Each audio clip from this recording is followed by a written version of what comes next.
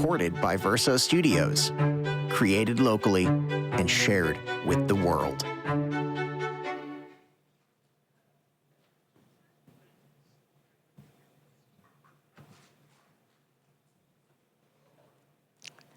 Hi, everybody.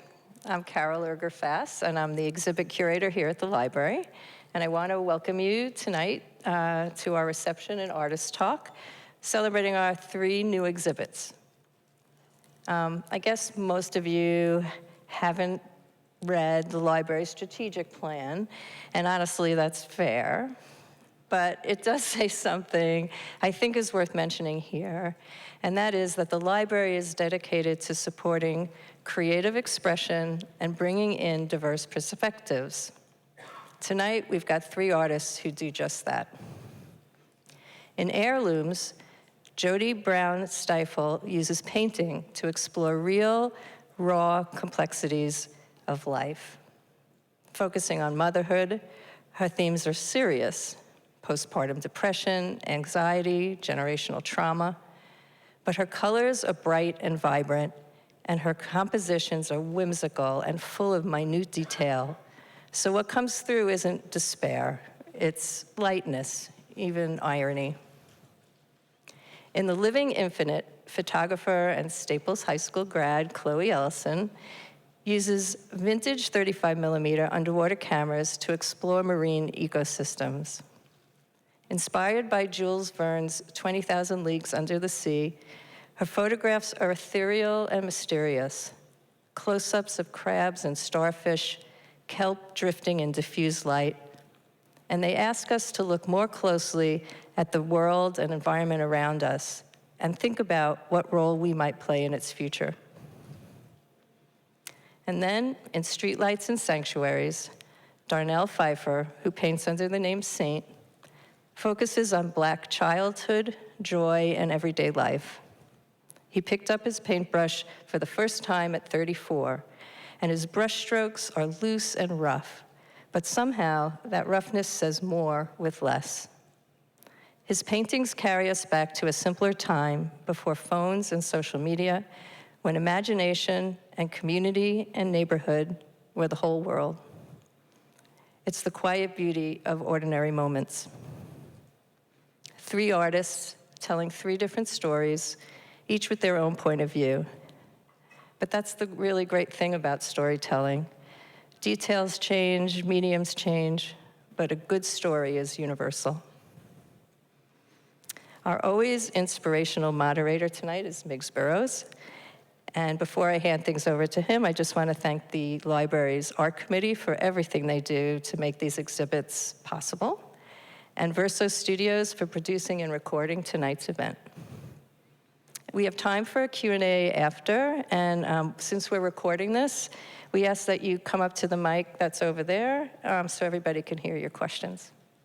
Thanks, and enjoy the conversation.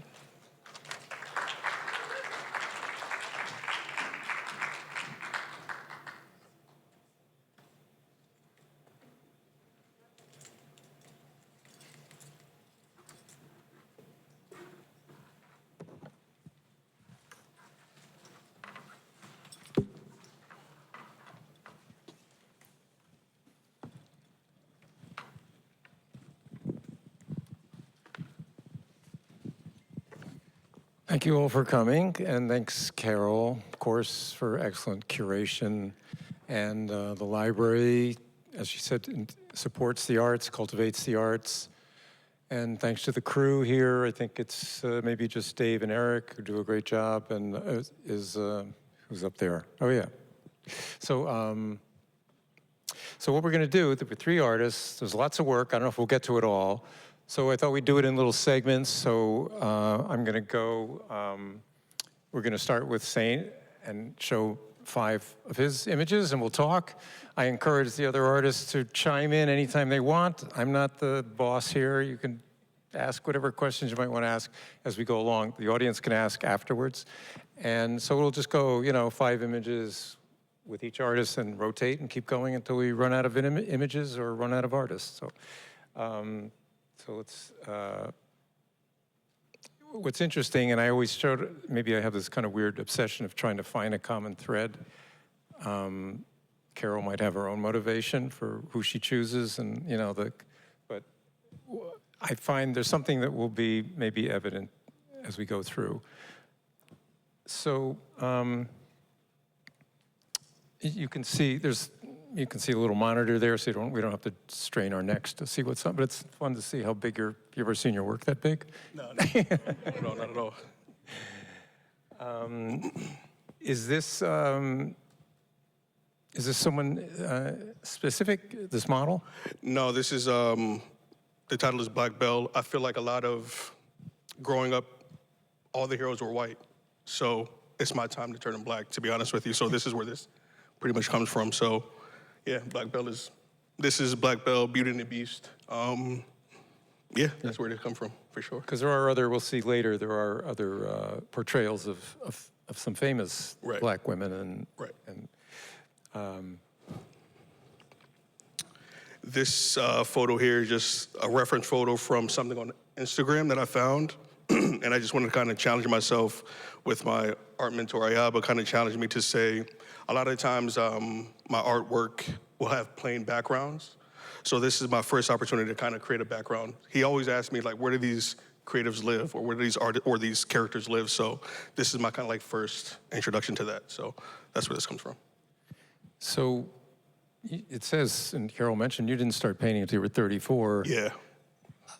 No lessons, did you dive into? Self-taught, man. Depression, super depression.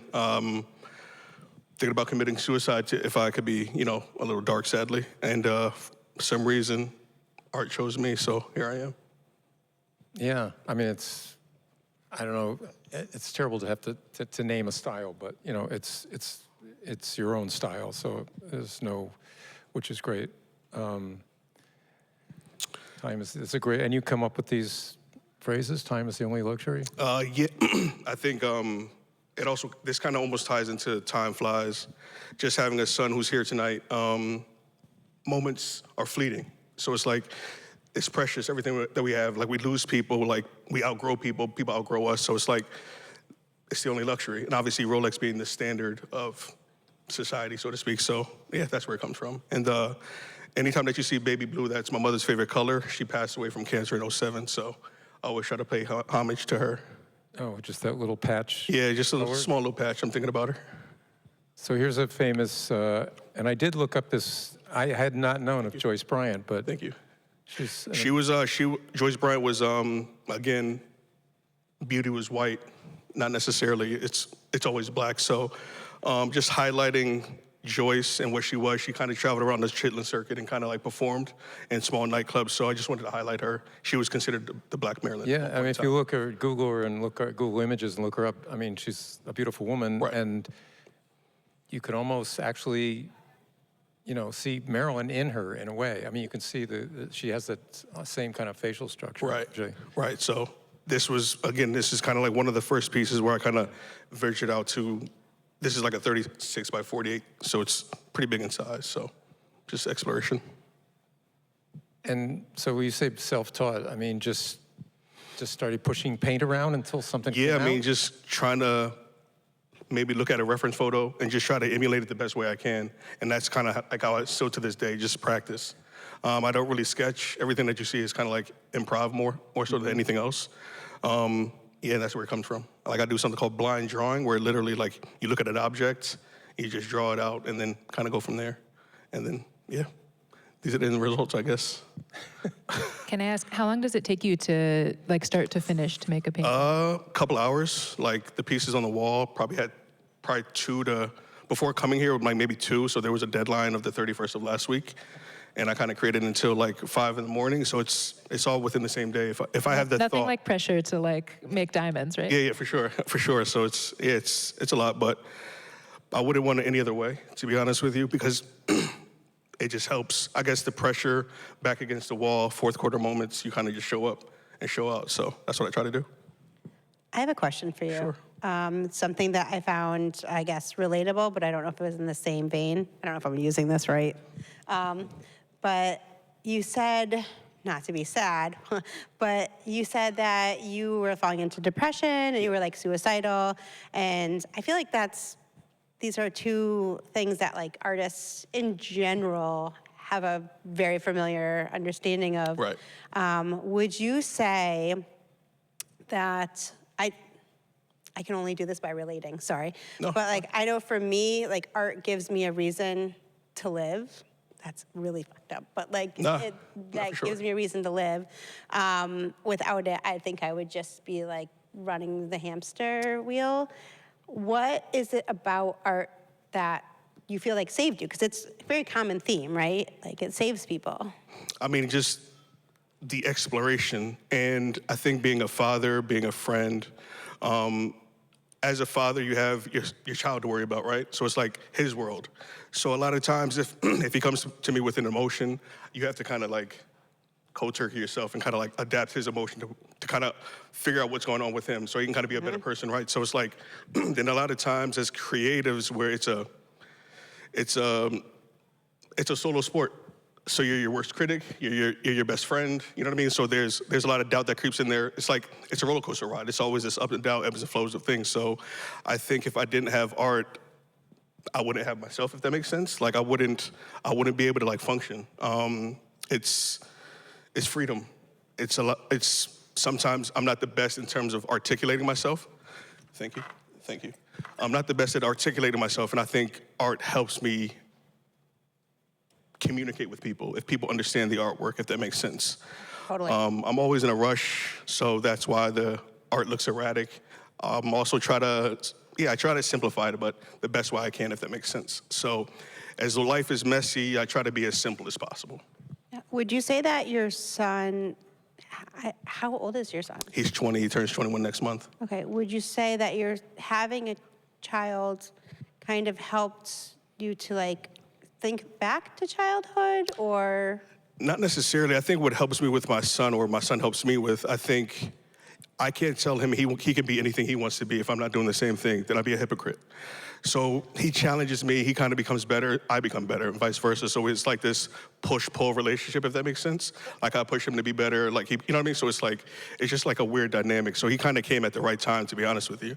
When my mother passed away in cancer of 2007, he was like 1. So he saved my life, really. So yeah, it's all him, basically, my son. For sure. Thank you. You use the word, and this will apply, I think, to everybody, when you use the word sanctuary. Yeah. And I think maybe in Chloe's work, I'm so fascinated because I swim at the Y and I love water, but I had a bad experience in open water once, so I don't go there anymore. But is that your sanctuary? Yeah, that's totally my happy place. That's actually Kelp Forest, where I live now in Cape Town, South Africa, and that's always the thing I miss most when I'm not there, is being like in that spot. Yeah. And you do free diving, which, can you explain what that is to people? So it's basically like really advanced snorkeling, where you're wearing a weight belt and you dive down, you hold your breath. I am actually a really bad freediver. I can only hold my breath for like 45 seconds, which is really not that impressive in the freediving world. So you capture these images in 45 seconds? Yeah, 45 seconds or less. Yeah, a lot of the stuff that's hanging up now is like 30 seconds or less, which I think, yeah, is really unimpressive. Like if there are any spear divers, like spearfishers, free divers here, they would be like, wow, that's really lame. But I think speaks to like anybody can go do this. Anybody can hold their breath for 30 seconds and go see what's down there. So I cannot free dive in Cape Town. I would freak out. I would not be able to. I mean, I think I read an interview with Sigourney Weaver when she was doing Avatar with James Cameron, and he taught the whole cast to hold their breath for 6 minutes. I mean, wow, sign me up. I need that course. Anyway, so who took this? This is you, or is this you? This is me. This is taken by my dive buddy and really dear friend, Charlene Pepler, who, yeah, she's one of my favorite people to go diving with. She's really good at spotting the really tiny, tiny creatures. Like some jellyfish. This was a crazy dive. This was so cool. How deep? This is at the surface, actually, but there was like, have you seen Finding Nemo? where they like go into the jellyfish cloud. It was basically like that in real life. It was so cool. Yeah. And how deep, this is on, I mean, what body of water is this, you said? This is also Cape Town, False Bay. Oh, okay. So it's a really cool ecosystem. It's where the Atlantic Ocean and Indian Oceans meet. So it's really nutrient rich and there's lots of really unique life. And yeah, these are some anemones. This is looking down into like a crack where there's these really big boulders. And yeah, there's lots of colorful anemones and a sea urchin. And yeah, I think it looks kind of like outer space, which I think, there's some really great stat that I'm not going to be able to say correctly right now, but something like we've explored more of outer space than we have of the deep ocean. So yeah, there's lots to discover down there. And that's you taken by your friend again? That's actually, that's my husband, Brian, diving around like a fish in the kelp forest, yeah. Do you travel around the world to do underwater photography? I travel and I always bring my gear with me, and that puts me in some pretty interesting underwater situations that most people would not ordinarily find themselves in. But yeah, I'm really lucky that I get to see so much of like the ocean and underwater world all around the world. Have you ever done a deep, like been in one of those submersibles or anything? I would love to. That would be so cool. I have done a pretty cool like deep water dive where we were like out in open ocean and there were all these blue sharks that came and they like, you like are hovering in the water column and you can't see anything beneath you. And yeah, the sharks just like swim around and come hang out with you. It's really cool. Yeah. They don't bother you? Have you ever been any nibbles from? No, I have not been nibbled, thank goodness. Not yet, fingers crossed. Knock on wood. All right. Well, you talk about, and again, I think maybe this will all sort of tie together in some way, but this is, your pieces are a portal to your world, right? Or a portal to you, in a way, right? Yeah, absolutely. I've always been really fascinated with the ocean. When I was young, the first job I ever wanted to have as a child was a lady sea studier. And I'm pretty useless at science, so I was never going to be a marine biologist. But I think this is studying the sea and studying water and light together. It's always changing. And I'm really fascinated by like the impermanence of it all. You know, you can dive down and see like, okay, I want to capture this scene, but then you run out of breath, so you have to go back up. And then when you dive back down again, it's totally different. Like your photo's gone. So yeah, I really like that it's just, you have to be so present and in the moment because it'll never happen again the way it is right now. And yeah, I think that's a good way to live as well. Okay, on to Jodi for a little bit. So I just want to say, and I hope you don't take this the wrong way, but because it's meant to be positive. So when I first saw your work and walked into that gallery, the first thing that popped in my head was Pee-wee's Playhouse. I mean, I don't take that as a Okay, insult no, at all. but I know there's much more to it. I'm just saying the colors, the whimsy, the playfulness. I mean, Pee-wee's Playhouse, if you're familiar, it was all about, you know, exaggerated textures and shapes and colors, right? And big chairs and things that talked. And so would you say that's a valid observation? And why, as Carol sort of mentioned,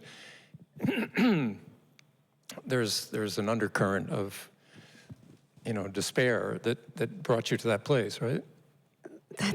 Nobody has ever said that to me before, so I was not ready for that. But I mean, I was an 80s kid, so Pee-wee's Playhouse, that's when it came out, and I was actually talking to another artist, Bridgeport artist, actually, a couple weeks ago. He was showing me his work, and I was like, that's actually what I was like, Pee-wee's Playhouse? Really? Like, yeah. So that's, but no one has ever actually referenced that.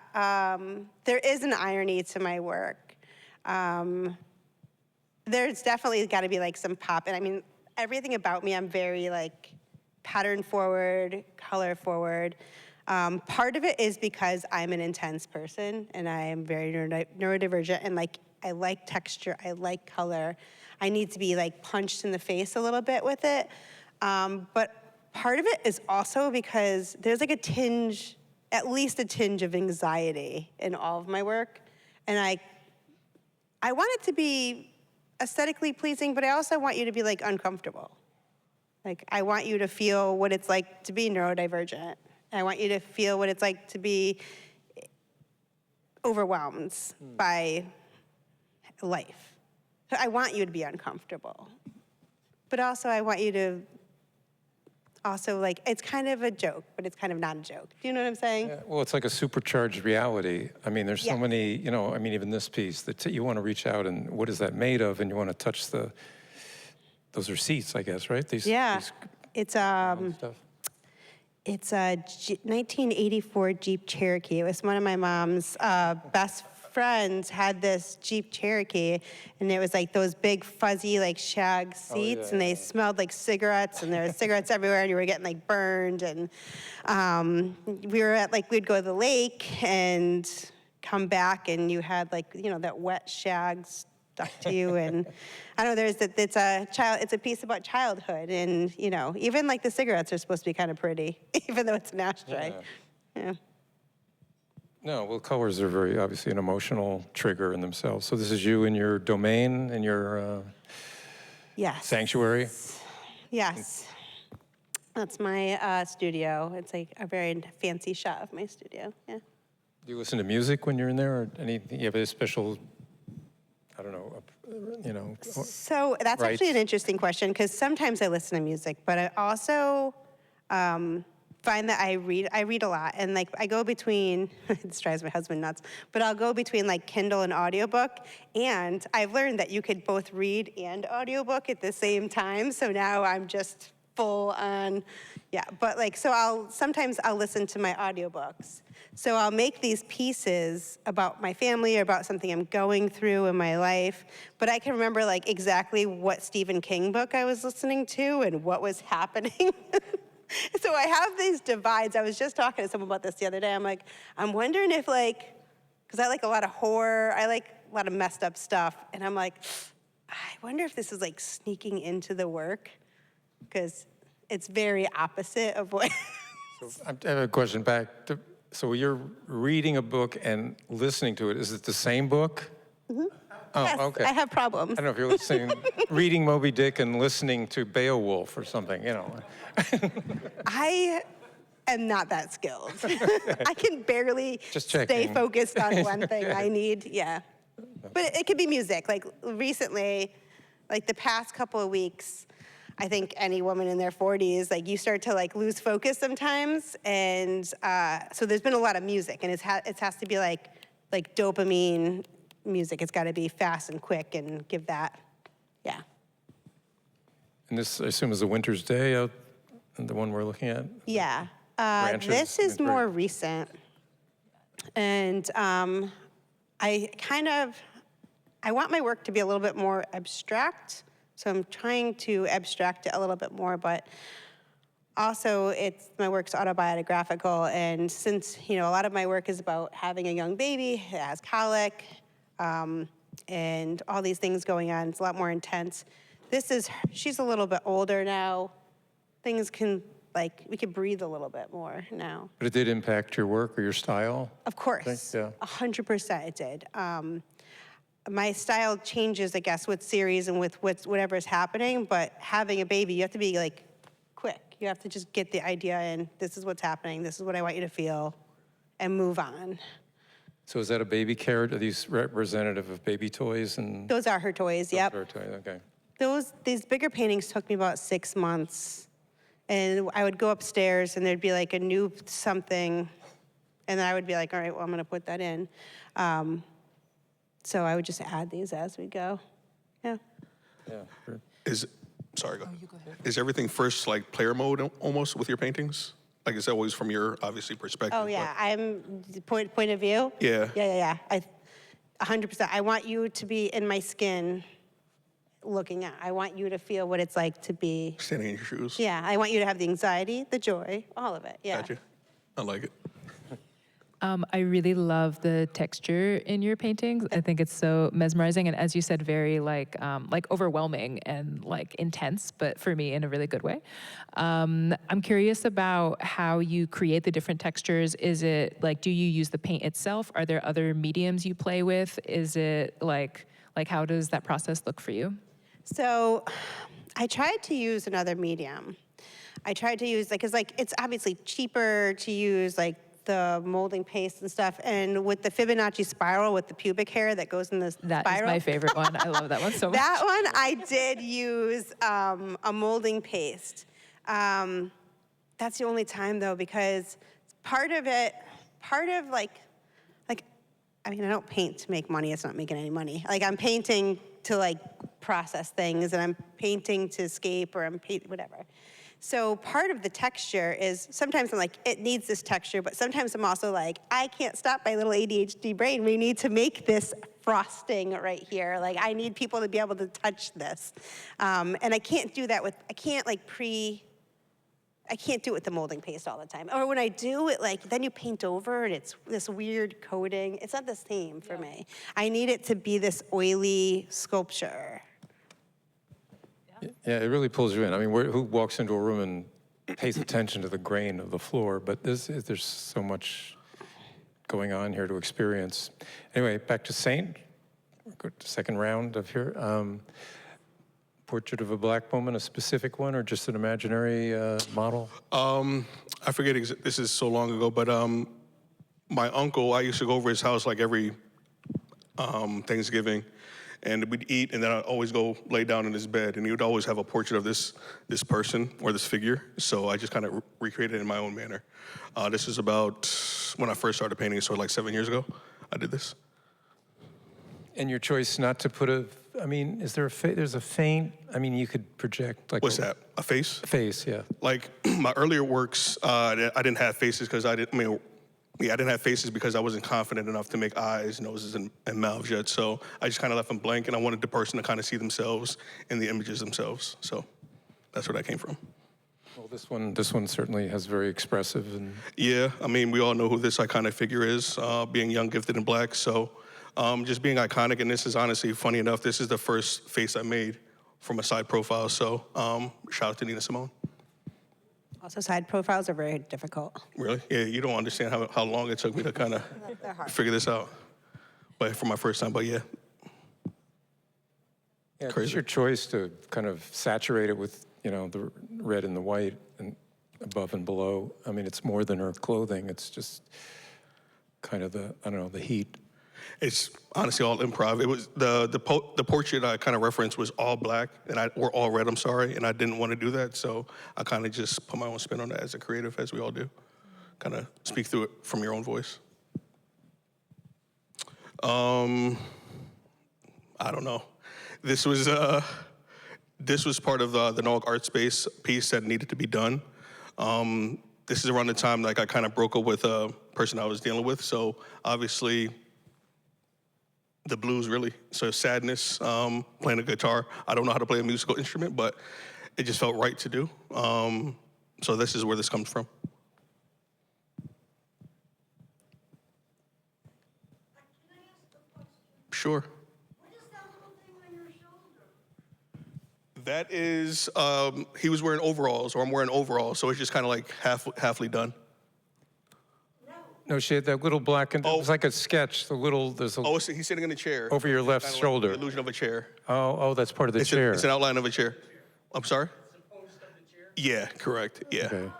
Yes. So in case for the recording, nobody could hear you, somebody asked what the little sketchy circle and rectangle were above his shoulder. Yeah, it's just, it's a chair. It's a silhouette of a chair. Just a suggestion of a chair, yeah. So I think something I think I talked to you about this a little bit that I liked about your work, but one, I see Picasso immediately. Thank you. But two, the whole blue, the guitar.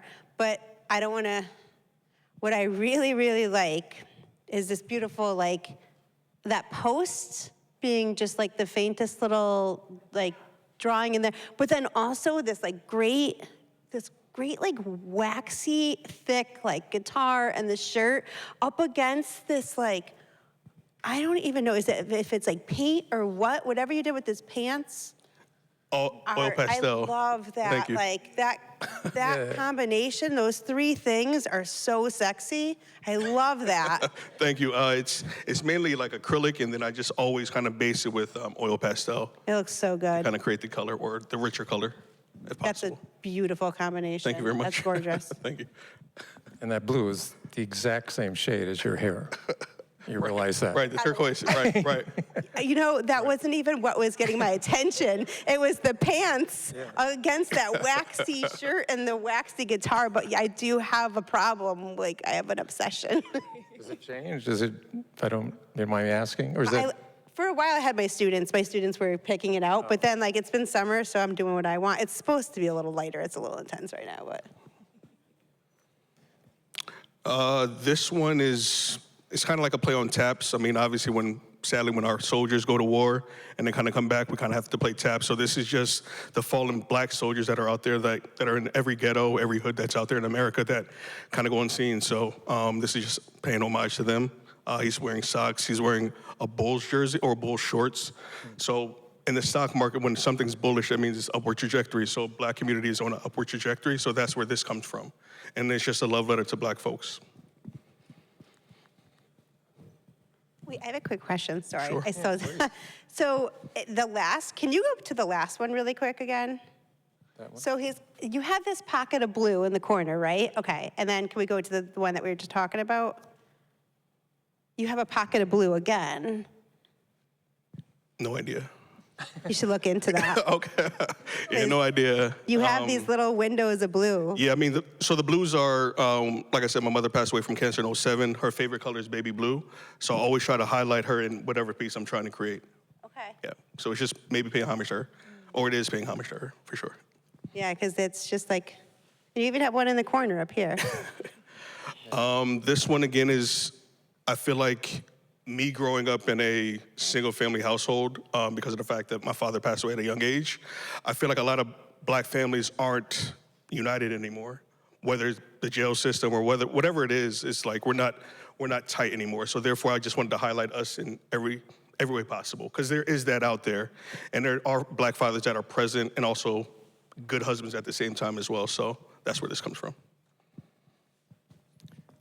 Well, for someone who had no formal. What's that?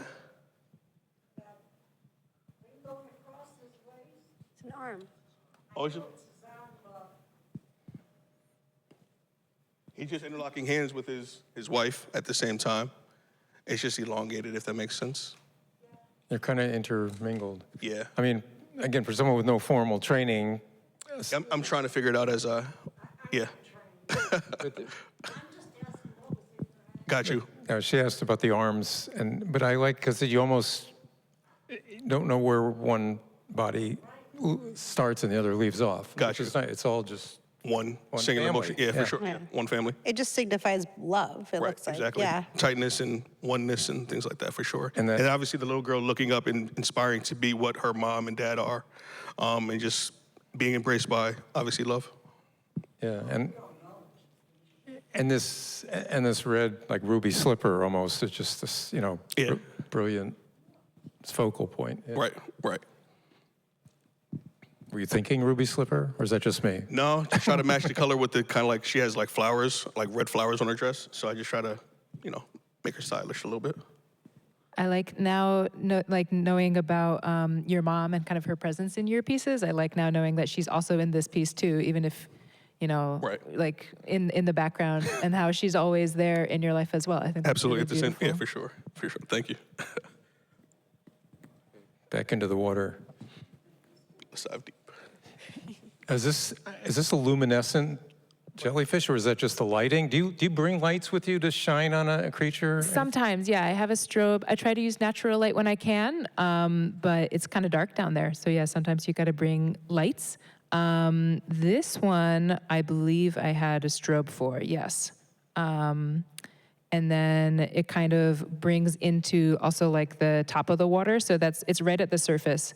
That's why part of it is smooth and part of it has all the white dots on it. Those are all like the particulate that get turned around in the waves. But yeah, I kind of think it also makes it look like outer space, intergalactic jellyfish vibes.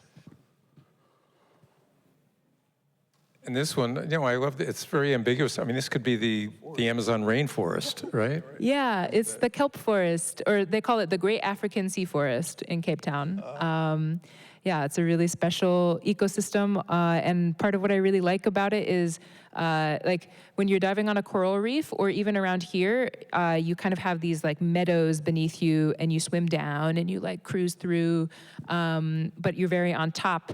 Being in the kelp forest, it's like, yeah, you're going for a walk in the woods. It's very 3D, and you kind of feel like you're flying through the forest. You can get really down on the ground or like hang out in the canopy. So yeah, I think it's really dynamic and kind of overwhelming sometimes environment. But yeah, and it's just beautiful everywhere. Like, yeah, it's definitely like a forest. And how do you feel, you made a little mention of it in your artist statement about species being, there's new species, there's new growth, but there's also extinction. And what do you see in your personal experience? Is it I mean, are you optimistic? That's a great question. I can say, speaking to Cape Town specifically, that all of the photos that I take are taken in marine protected areas, which means that people are not allowed to fish there or like take any of those marine resources away. And you can absolutely tell like those areas are thriving with life. I also occasionally will dive in places where fishing and spearfishing is allowed.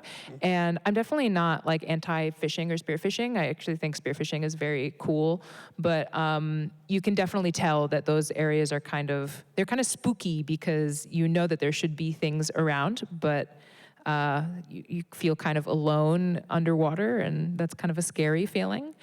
And I can say around here in New England in general, I think that like this used to be the most abundant ecosystem in the world. Like they, when colonists first came to America, there's all of these accounts of them like, if you just throw a basket over the side of the boat, you can pull in dinner. You don't even have to try. Like it's all just out there. They used to have cod the size of seals and oysters that were 3 feet long, and like it's just so abundant. And it's not like that anymore. And I think people just don't know that that's how it could be.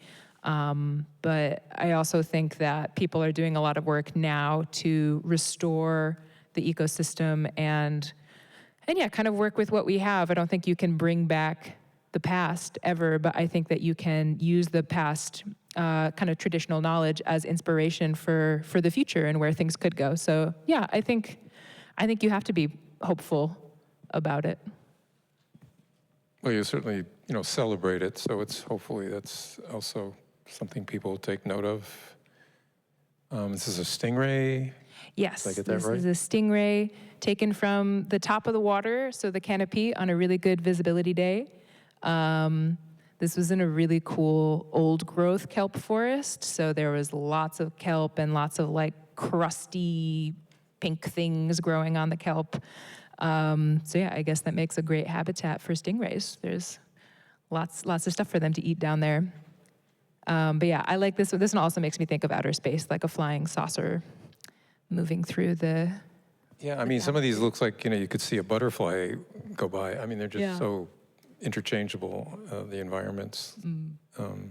This one too, this is just like walking through the jungle, Yeah, this is one of my favorites. It's very like walking through the jungle, and you can see like the light filtering through like on the top.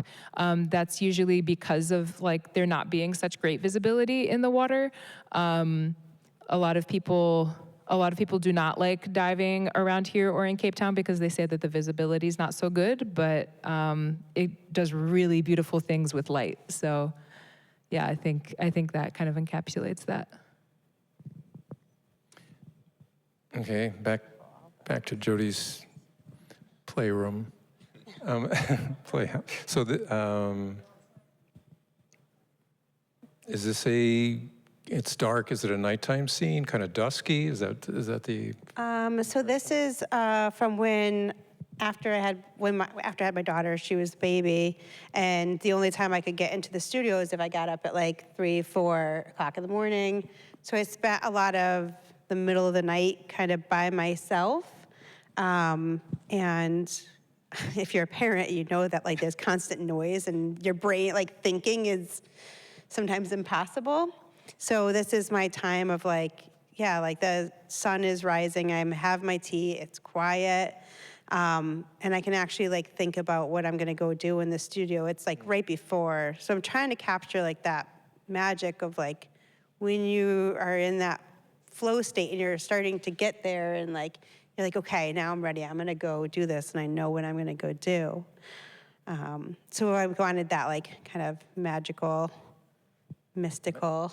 Yeah, the magic moment. But it's Yeah. a little more structured. I mean, with the geometry of the railings and the, there's kind of a little more geometry to it. When your others are. It's also not really like, so none of this is actually like still life. Like this is all like either from my head or like I went upstairs, saw it, put it there, or, so I want it to feel like a fake space, not a fake space, a mental space. Yes. Yeah. But I like the viewer is literally in your head, looking Correct. out at your, your arm and it's an interesting perspective, Yeah. really point of view. And this is the Fibonacci, right? Fibonacci sequence, Now we're going to explain what that is. I know it's a mathematical thing, but Or like the golden spiral. So with this, I'm using pubic hair to design my painting. And this is based on like the fact that, I lived by myself for a while. Like I was older when I got married and stuff. And when I got together with my husband, I learned quickly that like every time you clean the bathroom, that's when they're gonna shave. They could not shave for like months. And then the minute you clean the bathroom, he's gone on vacation. And I cleaned the bathroom because he was on vacation. I was like, this is my time to have a clean bathroom. And then he came back early and shaved while I was at work. And I came home, I was like, how is this possible? So I'm kind of trying to joke about it and calling it Fibonacci sequence. But I mean, It's a spiral. We're going to always be in this spiral. But the spiral, it's like the Nautilus spiral, right? It goes. Yeah. But is it all in the sink? The pubic hair. Oh, I is on see. the Oh, I outside, see. Oh, I. And then goes around into the sink. Into the sink. Okay. And it's now like I see. hypnotizing. Into the shaving cream and the whole thing. Yes. Okay. Yeah, I get it. And yes. And your feet, of course, again, it's point of view. Yep. Your slippers, right? Correct, yeah. Okay. There were some mom slippers right there. Yeah. So this is one of the, again, more vivid scenes. Is this representative? Do you have a blue tile floor, or is this invented? It kind of. None of the color is like actually real. A lot of it is either color work where I'm considering color theory, or is me trying to make it vibrate a little bit to make it a little bit more intense. Once again, I want to put you in my shoes. I want you to feel both happiness, because it is like a happy-esque view. There's a lot of joy in it, but I also want you to feel overwhelmed. So I like to ride that line between like you said, Pee-wee's Playhouse or like fun colors, whatever, but also I kind of want you to be like, this is maybe getting to be a little too much now. Like I'm a little uncomfortable because especially with like this painting in particular, I started making these paintings where like the house is a mess. I got pregnant, I adopted 2 dogs, and then I had a baby and a husband and a 16-year-old cat, and like everybody's just losing hair all over the house. Everybody's stuff is all over the house, and I'm like cleaning incessantly, and it's never get clean. And so I was like, okay, I'm gonna be either a monster, or I'm gonna like try to learn how to embrace this. So I have these like, I don't know, what do you call them? Like the little time portals that's just something to hold on to.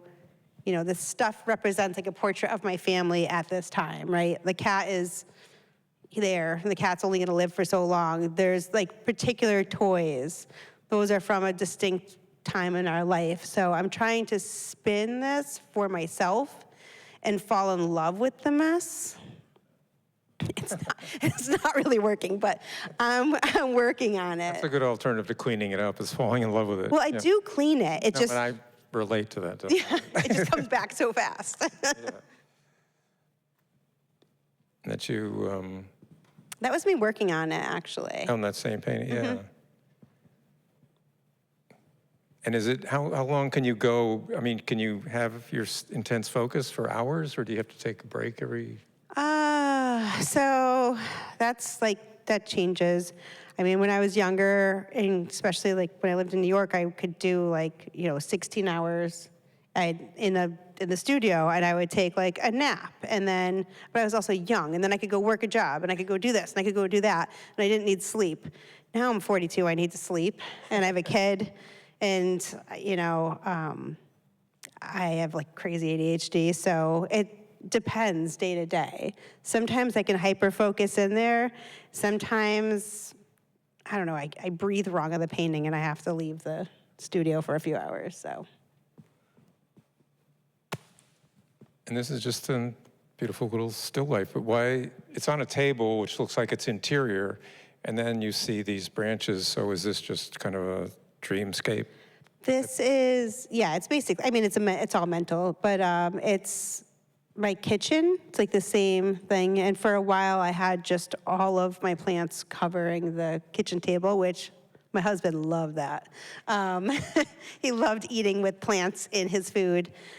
But I just had them on my table for such a long time. And like, even with like the first one, like the early morning with chamois, my plants like give me, I don't know, it's peace. There's some kind of peace in there, probably because it's the one thing that's not demanding from me, but. Yeah, no, I mean, again, the grain, the texture, the veins of the leaves, it's all, it's this almost, magical focus on details. Yeah. Well, we want to leave time for some questions, and I want to first of all thank you all for being so forthcoming and sharing your work. Thank you. If anybody has any questions, this is being recorded, so please, if you have the courage to go up there in front of the logo screen there in front of the microphone. If you really can't and yell it out, I will repeat it. Oh, Ray's going up. Thank you, Ray. He took him. The question is, why am I going up? Yeah, why are you going up? Why am I here? Thank you very much for sharing your work with us. It strikes me that each one has your own styles. I mean, one's obviously photography and stuff, but you stay within your style. I mean, you put any picture up and oh, that's yours, oh, that's yours, that's yours. It's so distinct.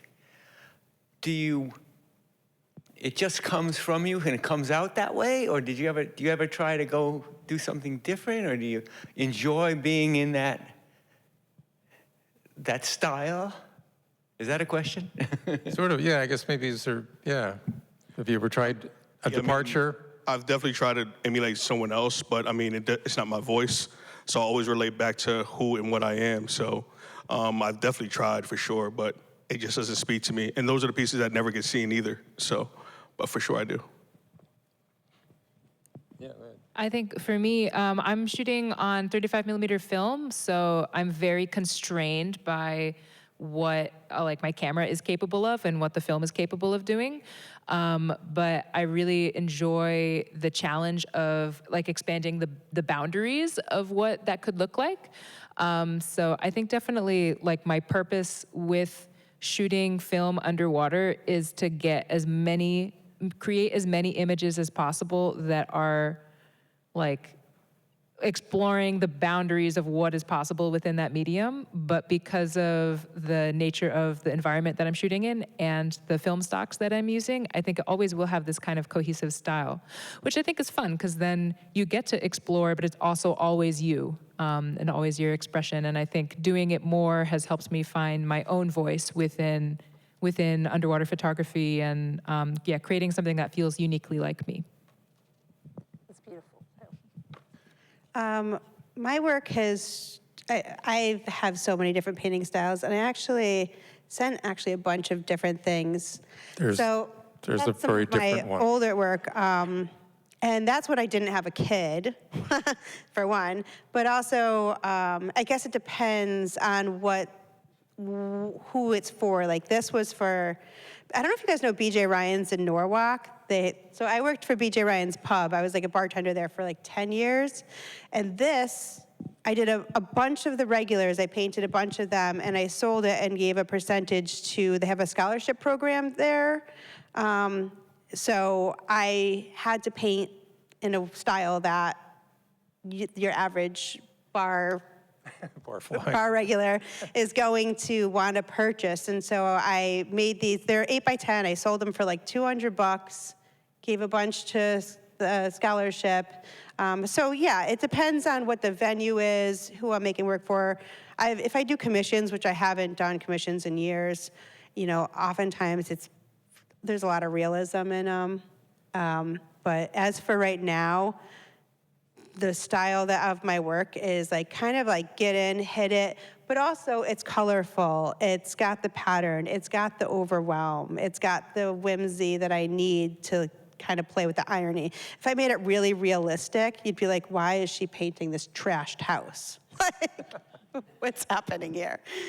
So it depends. All right, we have time for one more. Anybody else want to march up there? Last call. Yes, somebody, looks like they're on the brink. They're on the brink. Okay, thank you. Oh boy, okay. So I don't have like a specific question, but if y'all wanted to talk about this, a common theme I noticed is world building. And I'm seeing in Jodi's work how raising a kid and being at home can be so mundane and boring. And these are so like magical and rich.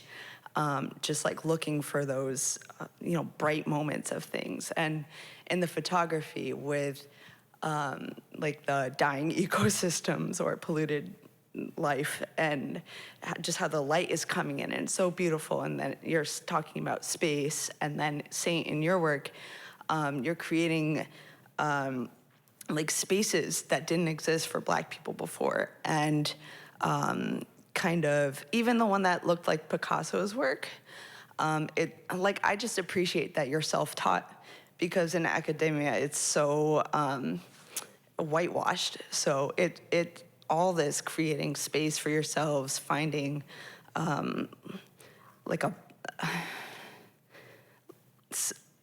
finding something that you're searching for as an artist in your work, if you wanted to talk about that.